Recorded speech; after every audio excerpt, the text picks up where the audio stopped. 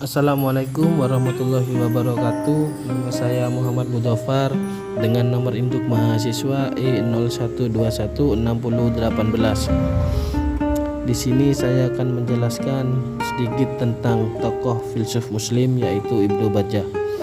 Biografi Ibnu Bajjah. Di dunia barat, Ibnu Bajjah dikenal dengan nama Afim Pasha, Afen Pasha atau Aben Pasha. Nama lengkapnya adalah Abu Bakar Muhammad ibnu Yahya bin As-Syaikh At-Tujibi As-Saraqusti. Tetapi nama populernya yaitu Ibnu Bajjah atau Ibnu Salik. Ia adalah seorang filsuf muslim Arab terbesar dari Spanyol. Menurut sejarawan barat, nenek moyang Ibnu Bajjah merupakan seorang Yahudi. Ibnu Bajjah sendiri merupakan anak seorang pandai emas yang lahir di Saragossa, Spanyol pada tahun 1082 Masehi. Selama masa mudanya, ia tetap tinggal di tempat kelahirannya itu. Ibnu Bajjah dikenal memiliki banyak keahlian. Ia dikenal sebagai sastrawan dan ahli bahasa yang unggul. Ia pernah menjadi penyair bagi golongan Al-Murabbitin yang dipimpin oleh Abu Bakar Ibrahim ibnu Tafalwid. Selain itu, ia juga ahli dalam bidang musik dan pemain gamusi yang andal. Dalam bidang obat-obatan, ia juga amat terkenal, bahkan termasuk salah satu dokter yang terkenal yang pernah dilahirkan di Spanyol. Kehebatannya juga terlihat dalam bidang politik, sehingga dilantik menjadi menteri semasa Abu Bakar Ibrahim berkuasa di Saragossa. Lebih menakjubkan lagi, ia dapat menguasai ilmu matematika, fisika, dan falak.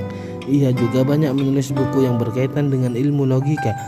Namun justru dengan kehebatannya inilah yang mengundang kedengkian dan kecemburuan beberapa kalangan yang menyebabkan ia diracuni dan akhirnya meninggal pada tahun 1138 Masehi. Memasuki pemikiran filsafat Ibnu Bajjah. Yang pertama, pemikiran filsafat Ibnu Bajjah yaitu metafisika. Metafisika ini menurut Ibnu Bajjah terbagi dua, bergerak dan tidak bergerak. Yang bergerak itu adalah materi yang sifatnya terbatas dan sebab geraknya berasal dari kekuatan yang tidak terbatas yaitu akal. Untuk mencapai kedekatan dengan Tuhan, Ibnu Bajjah menganjurkan untuk melakukan tiga hal, yaitu satu, membuatkan lidah kita selalu mengingat Tuhan dan memuliakannya. Dua, membuat organ-organ tubuh kita bertindak sesuai dengan wawasan hati. Tiga, menghindari segala sesuatu yang membuat kita lalai mengingat Tuhan. Filsafat yang kedua yaitu epistemologis. Ibnu Bajjah menerangkan bahwa Tuhan memanifestasikan pengetahuan dan perbuatan kepada makhluk-makhluknya. Metode yang diajukan Ibnu Bajjah adalah perpaduan perasaan dan akal. Dalam masalah pengetahuan fakta, ia mempergunakan metode rasional empiris. Tapi mengenal kebenaran dan keberadaan Tuhan, ia mempergunakan filsafat. Kebenaran itu sendiri dapat diperoleh manusia apabila manusia menyendiri, atau bisa kita sebut dengan uzlah. Yang ketiga, filsafat politik.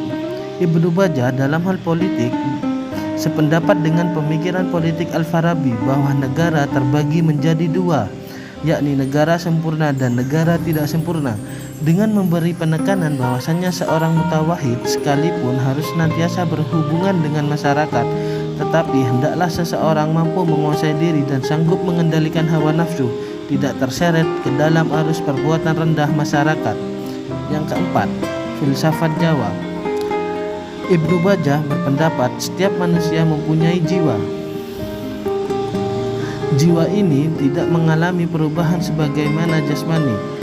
Jiwa adalah penggerakan bagi manusia. Jiwa digerakkan dengan dua jenis alat, alat-alat jasmaniyah dan alat-alat rohaniyah. Alat-alat jasmaniyah antaranya ada berupa buatan, ada pula berupa alamiah, seperti kaki dan tangan. Alat-alat alamiah ini lebih dahulu dari alat buatan, yang disebut juga Ibnu Bajjah dengan pendorong naluri, al-har al-gharizi, atau roh insting. Ia terdapat pada setiap makhluk yang berdarah. Panca indera merupakan 5 unsur dari suatu indera tunggal, yaitu akal sehat dan akal sebagai realisasi penuh tubuh secara keseluruhan. Oleh karena itu disebut sebagai jiwa atau roh. Unsur ini mensuplai materi untuk unsur imajinasi yang terorganisasi. Sebab itu unsur ini didahului oleh sensa yang mensuplai materi kepadanya. Oleh karenanya, lagi sensasi dan imajinasi telah dianggap sebagai dua jenis persepsi jiwa, tetapi perbedaan keduanya sangat jelas sepanjang sensai bersifat khusus dan imajinasi bersifat umum. Unsur imajinatif berpuncak pada unsur penalaran yang melewatinya. Orang-orang bisa mengungkap dirinya kepada orang lain dan sekaligus mencapai serta membagi pengetahuan. Yang kelima, filsafat etika.